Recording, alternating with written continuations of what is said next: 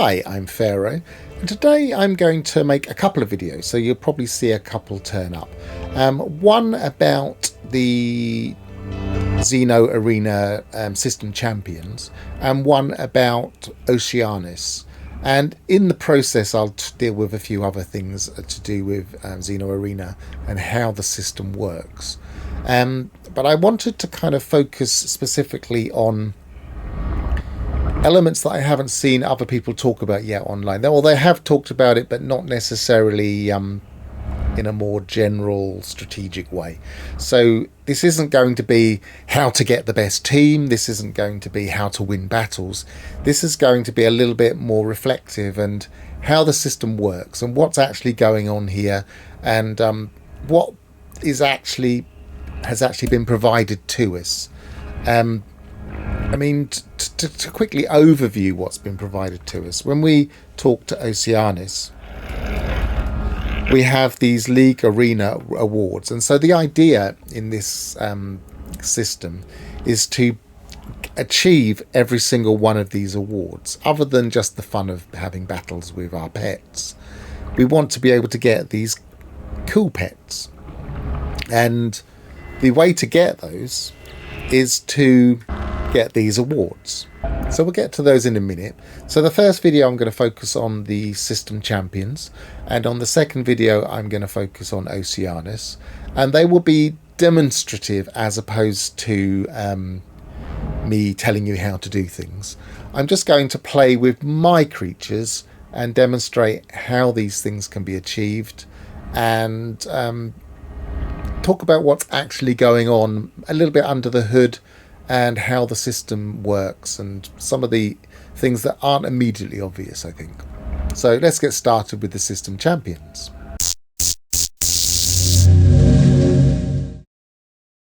So I'm going to start off by talking about how the game cycle works. So the first thing I'm going to look at is the actual details, the Arena League. So we find that under Journey Milestones, we can look specifically at usually the system we're in will have its icon there, and we can look at that and we can see our standing with the various factions, including the guilds, and more importantly in this case the Arena League. Now the Arena League does work very much like the others. So for instance, for the GEC we work our way up to Trade Lord. That's the highest we can achieve, and we work our way up to Ambassador for missions completed, etc. And what I think maybe people aren't as familiar with is the pinning medal concept. If we wanted to know more about words learned, we could click on it and pin the medal, and then it says in our log an actual guide to what we're doing. It says Journey Milestone Guidance, mission milestone complete, because I actually increased it, but it will give us tips here as to how to go about it. It will probably say this: complete missions for the GEC by visiting the space station listing agent in a GEC dominated system, etc. At the moment, if you look on the bottom right hand corner, it says milestone complete. You can select a new milestone from the catalogue and guide. And if you didn't know, if you're on controller, you can scroll through them using your left on a D-pad. And if you're on a keyboard, you can hit H for HUD, and it will equally scroll through them. So you can always see what's come up. And if you miss something that comes up on the bottom right hand side, you can just scroll through what's available there. Let's actually look at some of these. So I've been focusing quite a lot on these two things: Champions Defeated and Iteration Oceanus. And I'm going to start off with Champions Defeated because that's kind of the key to the entire game, I believe. So if I select that and then pin that medal, again, if I look in my log, it's now in my log as my pinned medal. The other one's disappeared. There's no longer the GEC one there. And it's got this one. System champions watch for any up-and-coming Hollow Arena competitors in their system. Claim enough victories in a system and they will invite you to battle them. These battles are especially tough.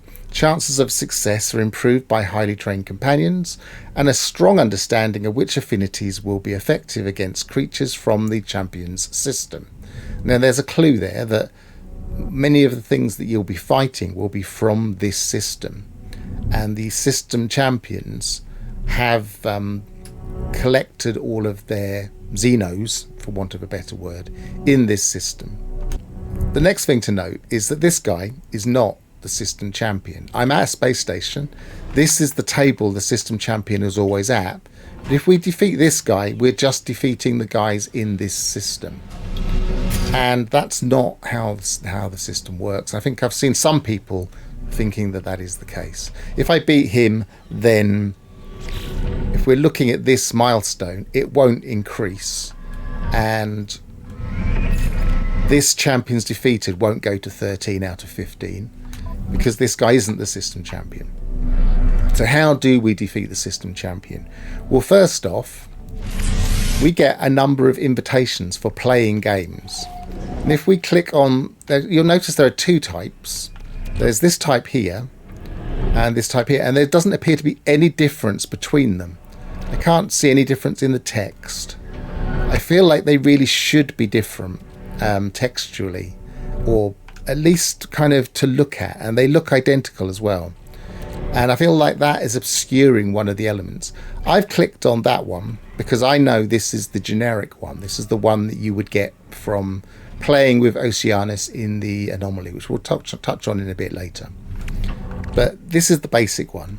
And this is one that you get in a system. So let's follow that basic advice. It said, mission target is in another system in space. Consult the galaxy map.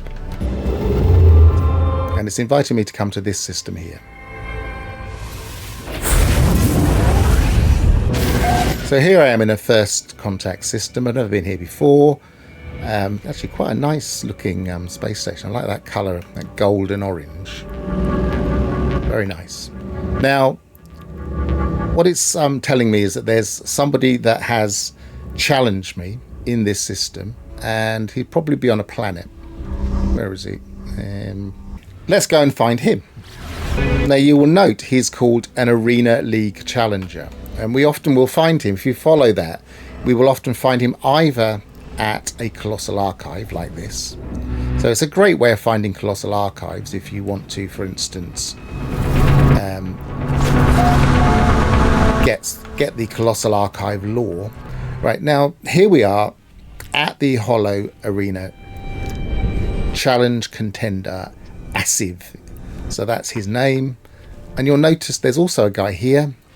He's not challenging me, but I can theoretically use him as we go along. Now, as I say, it will either take us to this Colossal Archive or it will take us to a trade post. That's all I've been brought to so far with these particular things. But let's go with this guy because he wants to fight me. Now, next step is he will have three. I'm not going to go into the full details of this, but he will have three guys that he's already got. And if you look at his levels, they'll usually be reasonably high levels. His level 30, his level 28, and his level 30. Now, it might start a bit lower, but I mean, these guys are also quite high. I've got a level 30 here, a level 30 here, and a level 29 here. This is related to the number of abilities we've increased. Now, again, I don't want to go too deeply into the mechanics yet. Just want to go into how the system works.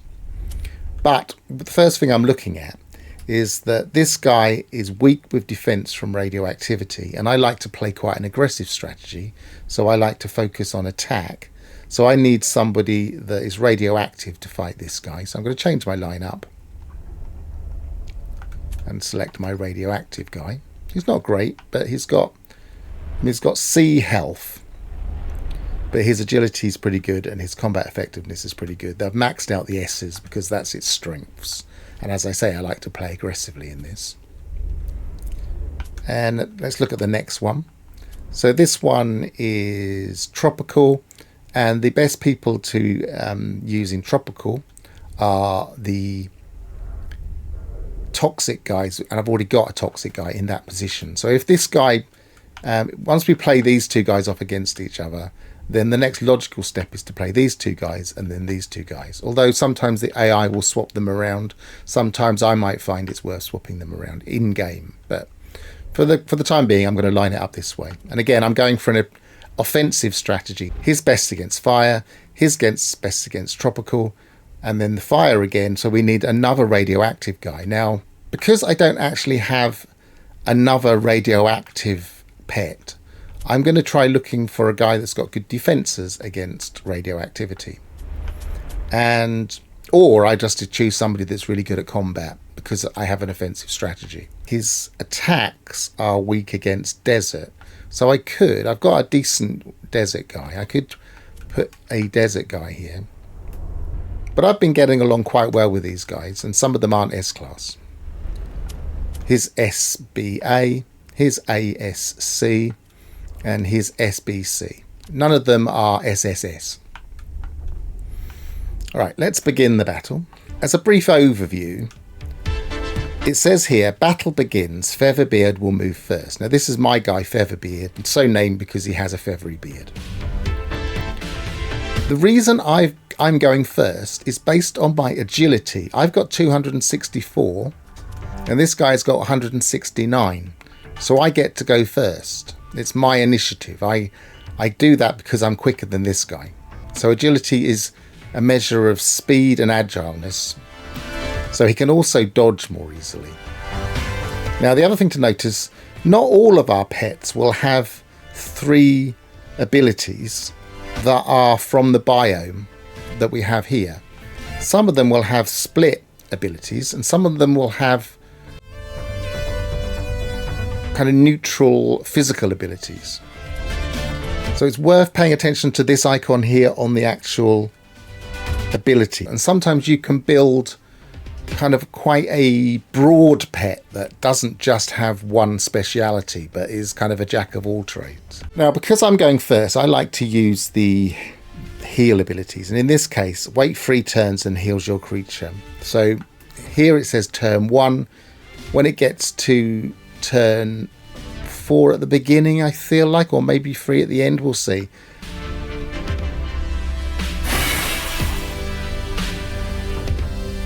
And then he gets to have his go. It's turn-based. But what's not obvious from this is that there are actually 3 elements to a round. And because neither of them used anything initially up front. But bear in mind that things can happen before we actually get to choose things. And after as well. See, this guy can increase the agility of his creature himself massively by 1 turn. Some creatures have agility based abilities. This one doesn't, but there are some out there. So at some point I might go fishing to see if I can give him an agility based stat. Again, this may be going a little bit too deep for an initial, but it shows there's depth here. There's ways I can make this guy even better, even though he's not an S-class and never will be. He's an A-class. I could make him more effective by giving him something that uses agility as part of its ability. All right, what am I going to do? I'm just going to do a basic damage. I should be doing more damage than normal. I should be doing a multiplier of the damage we have here. It should say strong there because my biome beats its biome, and specifically the biome of that ability. And he spent the time healing himself, but that also had the ability of dealing damage and then applying damage per turn.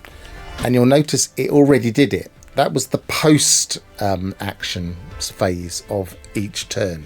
So you have a pre-action phase, an action phase, and a post-action phase. And things that take, well, you can see them specifically on here. It now takes 198 to 231 radioactive damage every turn. That happens at the end of each turn, including the one that it started in. So it now has 2 left. And you can see here, on the next turn, I'll get my heal. And here, in 3 turns' time, I will stop my increased effectiveness in combat. So all I really need to do now is, I'm going to be healed. I want to give it some more damage. The most effective one appears to be that. Let's go for that. So we've killed him off quite easily. He was only a C class. Now I don't have the advantage because my base radioactivity is not going to be super effective against tropical. So I might be tempted to swap him out, or I might be tempted to do a few things while he's got loads of health anyway. I might be tempted to do a few things to whittle him down before I swap, which is what I'm going to do here. I'd like to get that off again because it applies for 3 more turns, and then I can be having that happening once I've swapped. So let's apply this for 4 turns. So that's going to start whittling him down.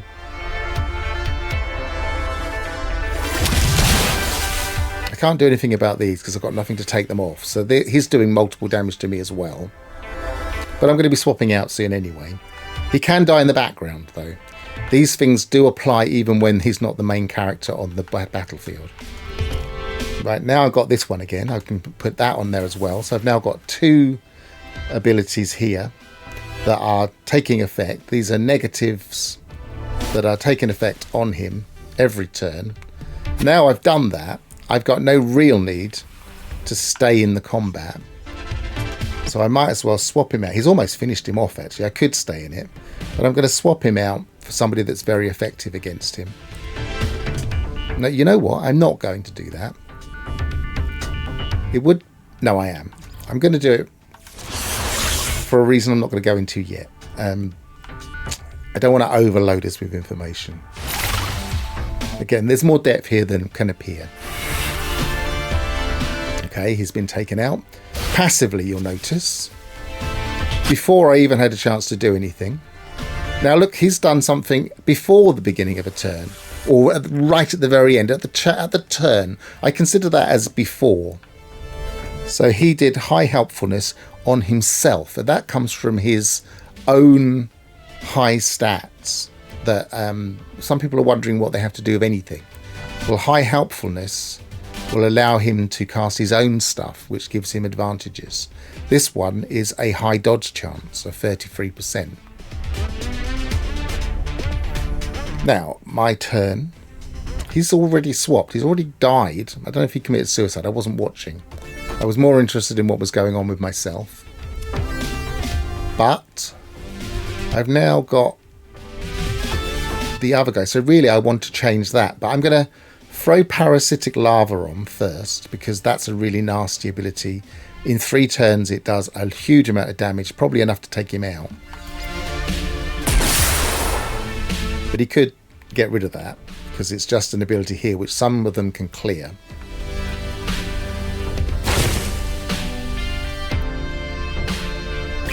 And now I'm going to swap to the guy that's more effective.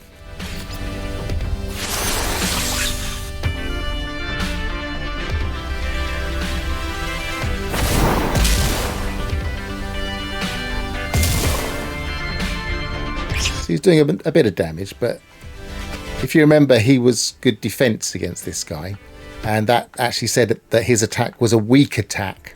So he's going to take a long while to be whittled down, because I have the advantage of the biome in terms of my defense. So it actually said weak here on the number of the damage, and it says used instant ignition 223 damage, but it actually came up as less. Or if it did come up as 223, I'd have to look back. It was weaker than it could have been. All right, let's do triple damage to him. Bearing in mind that we're just waiting for this at the moment to kill him off.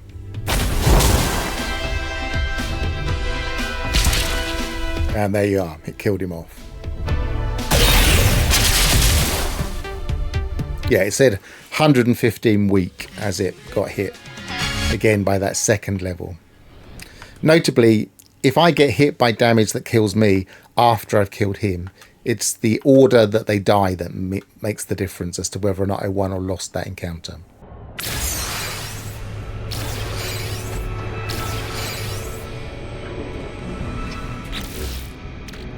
I got given some things there. So again, there's depth here that I don't want to go fully into yet, but in each fight they gain experience, especially if they've been successful or we've won. In fact, if you lose, you very rarely get anything, depending on circumstances. But we won, and nobody got knocked out specifically. So he's got experience points, and he was approaching 100. He's now gone past 100. And if he goes around again and gets more experience points and gets back to 100, then he will gain another mutation. But because he went past 100, I've got one edit available, a mutation. I'm on 29 out of 30, so I've nearly fully increased his stats to the best of his ability. So I'll do that one. Now, the next time this goes around, he'll be able to change one of his skills. And it might be worth looking to see if there are better skills available. Maybe getting rid of one of his worst skills and hoping that something synergizes better with this, the way I use this character. Or it may be that I'm quite happy with these skills and I will keep them as they are. You'll notice that the things that are grayed out are on one screen and the things that are clearer are in the other. Not 100% sure if these mean anything. I don't think they do. So nobody else has got anything. But if you, for instance, consider that we took the...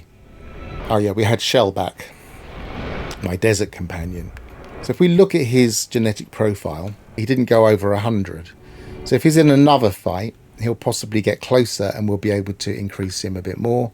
He's already got 3, which means his ability level is 30 because we've spent 30 points here and the maximum here.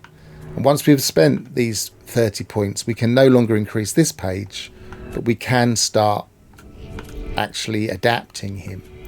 Now, I might look at adapting him at some point because there might be a better special ability, or there might be... Actually, I quite like this one, removing all negative effects, but he's kind of my defensive creature, and some of these are very attacking. So it might be cool to... This one's a bit weak. It can be really effective, but for a defensive creature, it can leave him really weak. And he's only got C. And if I open him up to an attack, it decreases my defensive strength for a turn and then deals heavy damage. But if I'm opening this guy up to attack, he just doesn't have enough hit points to really take a hit. So I might get rid of this and change it to something else when his mutation goes around. Again, I'm just giving a hint of the depth here and just kind of looking at it and seeing what I'm thinking about this character, as opposed to going into details about how this whole system works. One of the things I got from this guy was one of these challenges invitations. Separate to these, not in the same stack. I can't put it on there. It's a separate thing, even though they look identical. I really wish they'd changed one of the colours or something. Maybe change that to a different colour. But it's saying I've got another challenger in this system to beat in order to defeat the system champion later. So I need to prove myself in the league in this system. So I will pop that. And sometimes it just sends me back to the same guy if there's not anybody close enough that it can find it. But it's actually sending me to a guy over there. So again, as you saw, he was an Arena League challenger.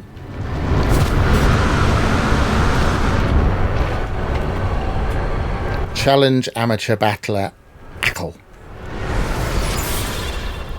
And he will have similar kinds of creatures because it will choose from this planet and some of the other planets in this system. So there will be a fire planet and a tropical planet on this system. Let's have a look at the... But I have... don't believe anybody that tells you they will only take from the biomes in the system. I have seen examples already of systems where there weren't the biomes. There was only one biome and it was taking from another biome in another system. It can happen. It's just unlikely and usually only at the system level. So we're on a desert planet, are we? No, we're on a hot planet. I can't actually see what these are, but it can grab creatures from anywhere. And notably, because there's a possibility that there might only be one planet with life on it in a system, you can always only have 2 planets minimum in a system, but one of them could be lifeless.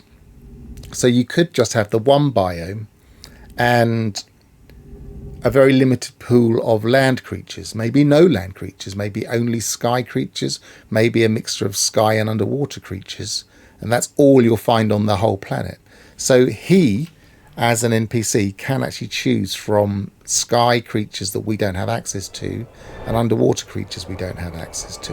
The high-flying birds, the dragons. I think there's even dragons on this planet. We can't access those. Don't let anybody tell you you can get up high enough to get one of those dragons over there. If you look, we can't. If we go to the right scanner for this new pet system,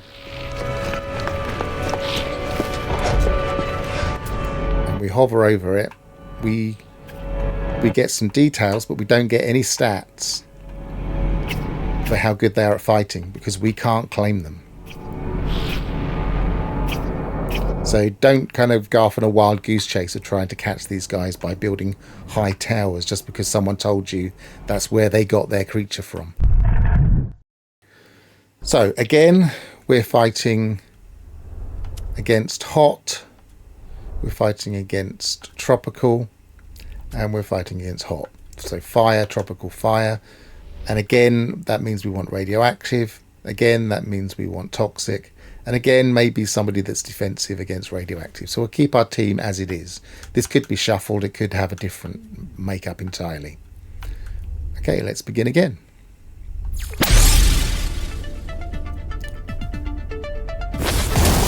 Now, again, I'm going to talk through roughly what I'm doing, but this isn't part of what this video is about. If you don't really take that much from the battle itself, then that's not really what I'm trying to achieve here. Right, so really I want to do maximum radioactive damage in this. So it's either this one or this one. We'll go for this one because it hurts him over a period of time.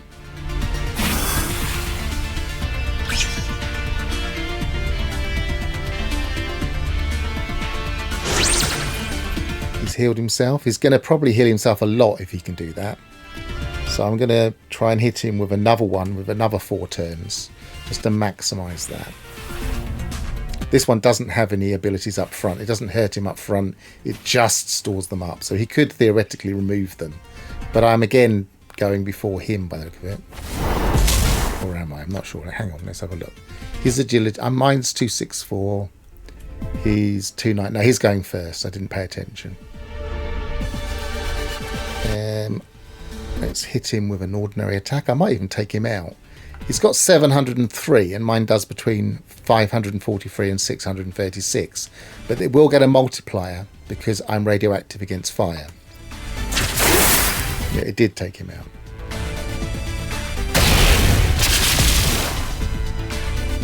Now again, I'm in that situation where I've got some health to spare. So I might attack him with a few things if he doesn't take me out first before I move on. So hit him with that, which will take effect for a while, for 3 more turns, including this one. Just took it there at the end of the round. Now it's the new turn. I didn't get this back yet. I could probably hit him with that. I could heal. Actually, because it happens in the background and he's taking damage, I might take the risk of healing for 3 turns and then putting him to one side, because he will heal in the background even when he's not on the board. So I'm going to do that and hope he doesn't get killed before I can retire him, because you never know if you need to bring him back again.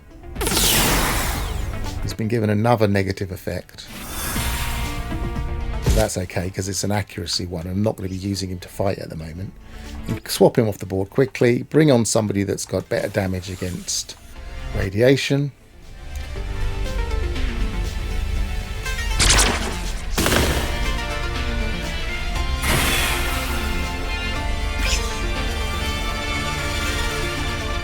Now, this guy hasn't got the highest agility, I don't think.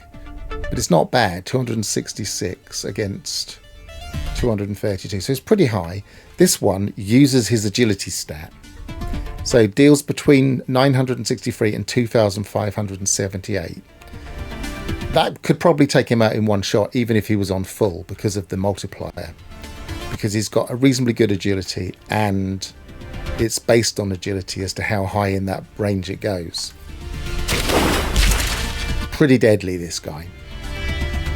So deadly, this is the second generation of the same creature. I'm trying to make him more helpful, so he's more likely to give himself more abilities in the background.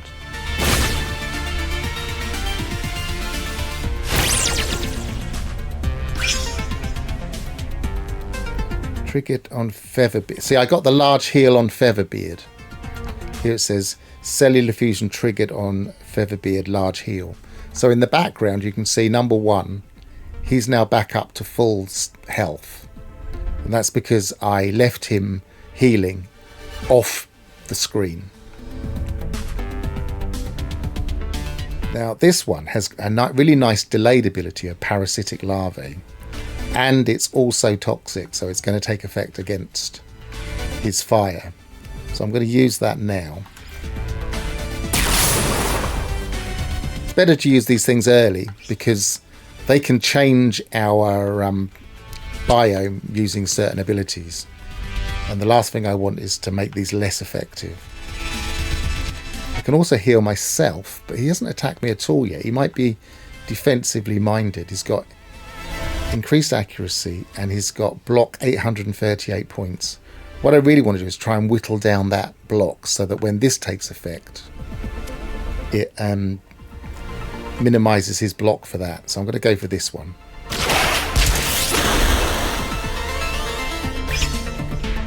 And that got rid of all of it, and it dealt him some damage as well. So he's now doing a multiple turn, but not a high amount per turn. So he's not super dangerous. So I'm not going to do this. What I might do is stop him being quite as effective. But to be honest, even that doesn't feel necessary with this guy. I feel like I just need to wait out the parasitic larvae. So I'm just going to spit at him and take away some of that damage. Some of his health to make him more vulnerable.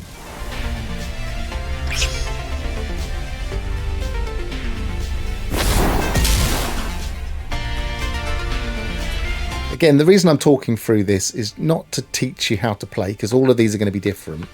It's more to show you that it's worth giving this a little bit more thought than you might be otherwise thinking. Now, for instance, I could make him less effective against me within slime, but I don't really need to, because I think we're going to win this fight relatively easily. I could heal myself in the background now, because he is giving me some damage, and we've got some damage stored up for 3 turns. So after those 3 turns, I'd like to try and heal myself if it doesn't kill me. It doesn't look like it'll kill me, so I'll try and heal that damage after 3 turns. Again, even if he's off screen.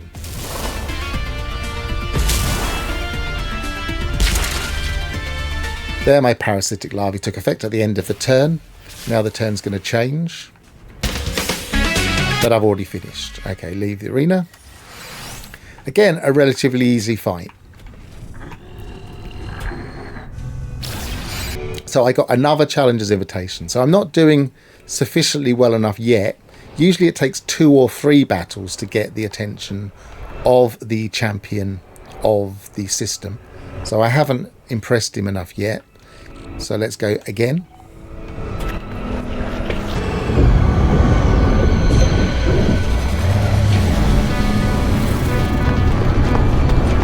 I also didn't check. I don't think anything was given to me. No, I haven't. I didn't increase anybody beyond 100. Maybe we'll have a look to see how close they are to 100, just for demonstration purposes. So let's see what this guy's going to fight me with. Exactly the same profile, so I'm going to keep the same guy. So let's look at each of these characters and see what percentages they are. So Featherbeard, view his genetic profile. He's on 32%, so he's not likely to level up soon. Bumbly Nanny Poo. I'm going to call him Stomp Junior, I think, because he's actually the son of Stomphorn, who was a very effective. And sometimes I double team them, but in this case, he's the one I'm trying to bring up and maybe get a pet from him, another egg from him later. He's on 72, and I was using shellback. He's on 51, so he's unlikely to get anything soon. Depends how many rounds it takes to defeat these guys. They are all level 30. No, they're not. They're not all level 30. 30, 30, 28. So it's still about the same level and not that dissimilar to my level. So I've got the advantage, it seems. So I've got agility 264. He's got agility 170. If you want the first turn, the very first beginning turn, it's a good idea to put somebody with high agility in straight away. And let's go for the 4-rounder.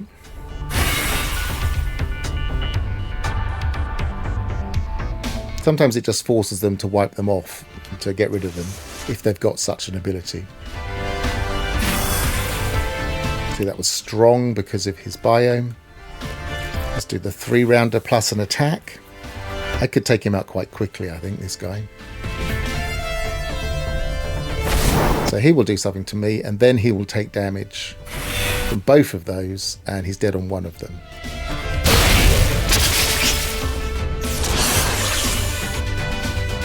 So again, I'm going to... Well, I can't actually give him anything. It's going to take me a while this time to actually get to the point where he's able to do his multiple attacks. So I could do this, or I could swap out. There doesn't seem to be much point in trying to heal him. And this one increases agility, but only for one turn. So I'm going to swap him out.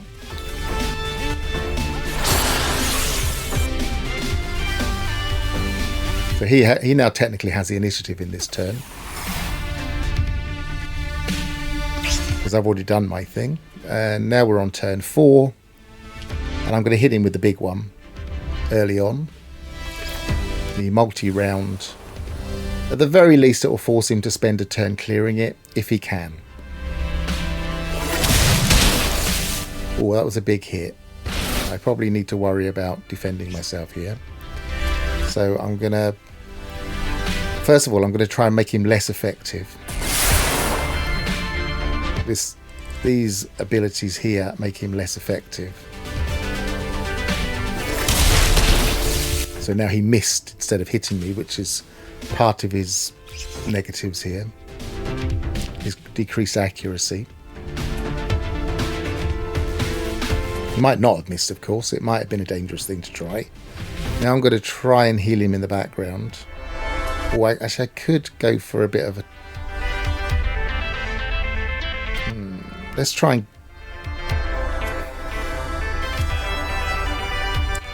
and go for the big one.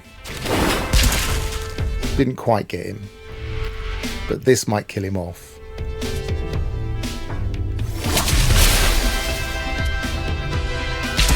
There he goes. So I might be tempted to heal this guy before I start taking on this guy. So I do this, which will heal him in the background.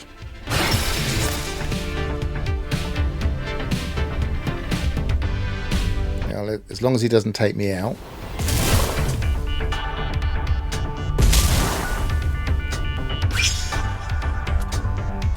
Then I can swap out.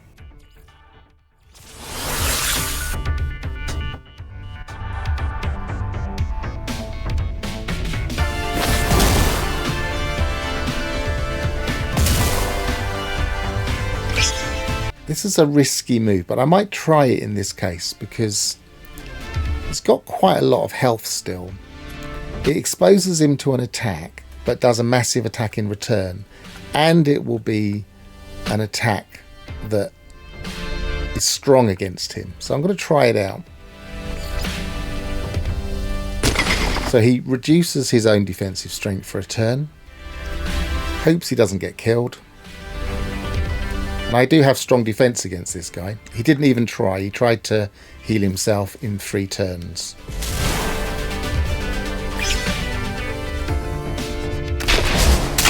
So I got him.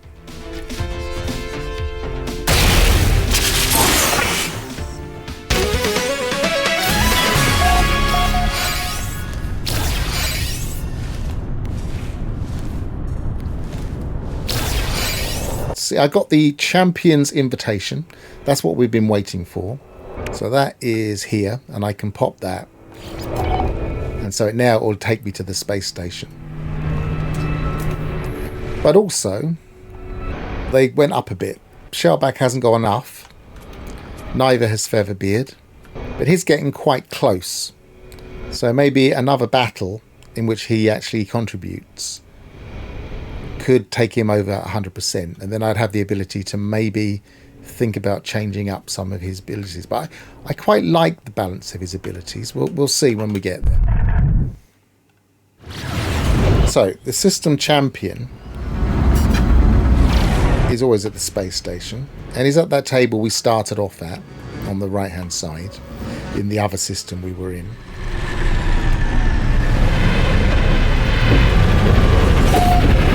But note, he is only the System Champion now. In fact, it will often be a different NPC to the one you see when you come here and you haven't got the System Champion invitation. So, Hollow Arena, Challenge Station, Champion Tarjan we are fighting against. Now these guys can be tough, and I have found that it is better to just keep battling them and gain experience than to think, oh, they're just too tough, I can't beat them with my guys.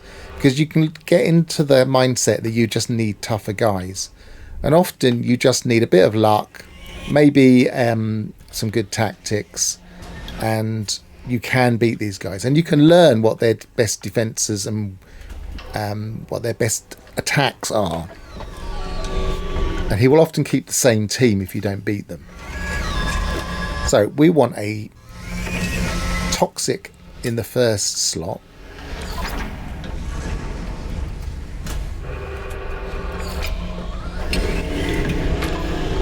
We want Anomalous in the second slot. Now I don't have the best Anomalous. I'll try an Anomalous. I might change my tactics if I don't win. But I've got one guy that's Anomalous, High Antler. And then in the third slot, we want somebody that defeats fire. So Radioactive. Select the third slot. And Featherbeard is my only Radioactive.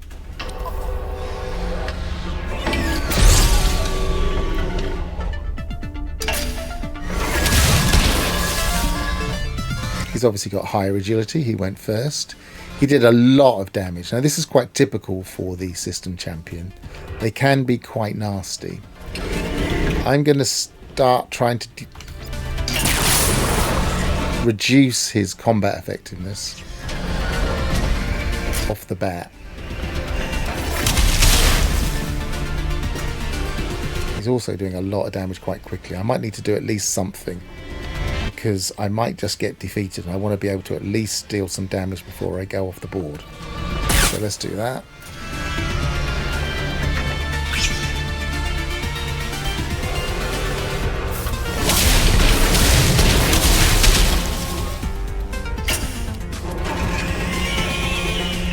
Now that seemed to do some reflective damage. I'm not sure, that might be part of that barrage ability. I've not looked into all of the abilities. I don't think anybody has yet.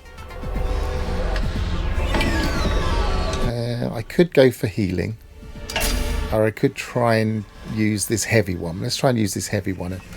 I don't think I'm going to defeat him, so I at least want to try and take as much off him as possible.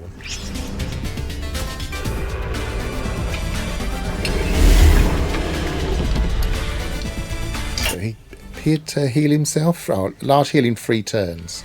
So I've got a chance. I might take the... If I take the opportunity to heal, I feel like he might just wipe me out before I get a chance to hit him again. So let's hit him again. No, I missed him. I should have just healed.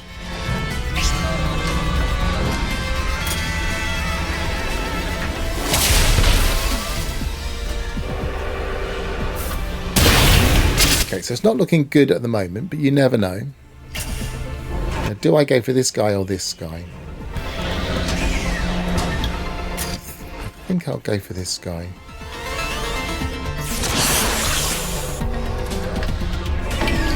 Because he's got some multiple abilities. That might whittle him down.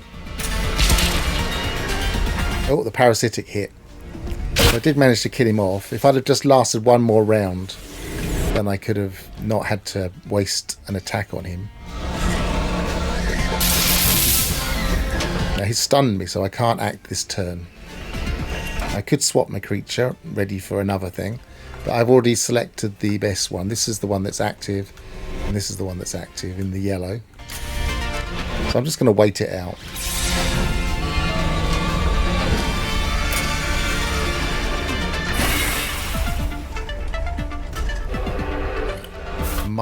He's going to hit me with something big because he's just completely left himself open to attack.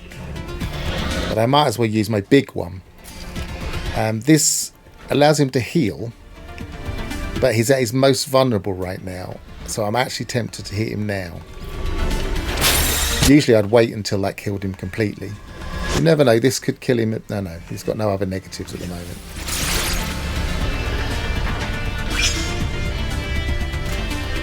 You notice also he performed an ability on himself before he hit me. These happen...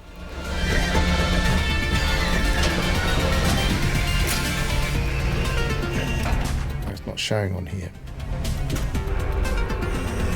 I'm not sure what happened then. Right, I'm going to hit him with another multiple and hope he can't defend himself. I haven't got any negative effects. I could deal loads of damage to myself and protect this guy, but I don't think this would take... I'd take this guy out. I could swipe him, but it's a 25% chance of a miss and it's not that high damage, and it's not notably anomaly damage. So this is the better damage, and it's multiple turns. Now he's got some healing from what I did to him earlier. He's far more vulnerable if he doesn't take me out. He's cleansed, so none of the effects that I've already put on him are going to stay there now. So now I really just have to hope I can take him out in this hit. And I do.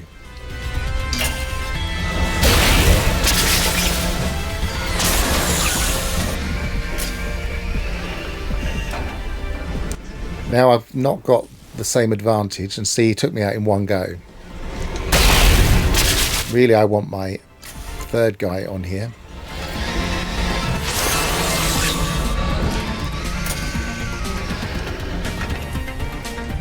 And I want to do big damage to him. Let's do the 3 to... I like doing the 4 and then the 3 because then they're parallel to each other. So let's do the 4 turn. It doesn't take effect immediately, but it does at the end of the turn, which is there.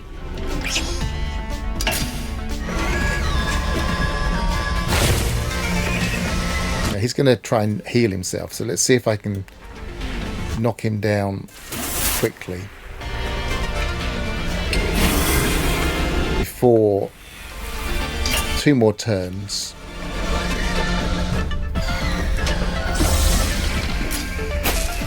He's just switched me to frost. I did have the advantage, now I have the weakness, so he can hit me and hurt me. I could try dodging.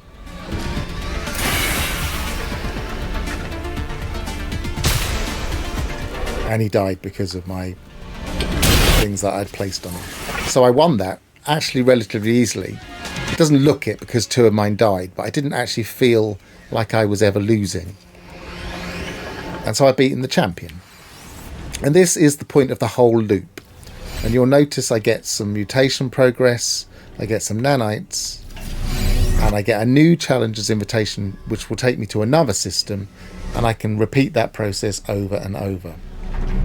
You also have a chance of getting one of the retroviral pellet which allows you to mutate your creatures. So notably, he gave me one of these, not one of these. I already had this one. He gave me one of these, which basically will take me to yet another system, and we'll go around the loop again. And so I have completed one whole loop of the champions defeated thing, and I'll slowly rise up the ranks. If I keep doing that over and over again, going to a new system, fighting all of the league guys on the planets, then coming to the space station and defeating the champion, then that will keep rising, and eventually I'll get to the point where I will have the maximum ability and all of the titles for champions defeated. You can obviously just fight any old guy. You fight the guys in the station, fight the guys you find on the planets, but if you want to actually beat the system champion, you need to go down to a planet, defeat the actual league members first, get the attention of the system champion, and then go and defeat him. And although it might appear tricky, because they often have high skills by the time you get to the system champion, often have like 30, 28 levels, that's not actually that tricky, and just kind of persevering and maybe remixing your guys up and maybe waiting for a bit of luck. You don't necessarily need the best teams. The next video will be about Oceanus and how the same applies to him. I've been Pharaoh, travel well, and goodbye for now.